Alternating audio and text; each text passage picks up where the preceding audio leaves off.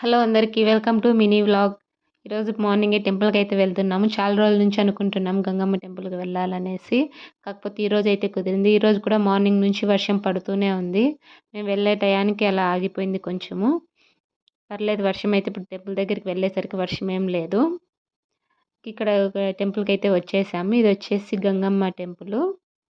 ఇక్కడ ఈ గుడికి ఒక స్పెషాలిటీ కూడా ఉంది. ఇక్కడ ఏదైనా కోరిక కోరుకుంటే అమ్మవారి కాళ్ళ దగ్గర పూలున్నాయి కదా! అవి పూలు కింద పడిపోతాయంట.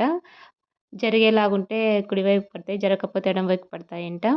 నేను కూడా ఒక కోరిక కోరుకున్నాను. నేను కూడా ఫస్ట్ టైమ్ ఇక్కడ ఒక కోరిక కోరుకోవడము.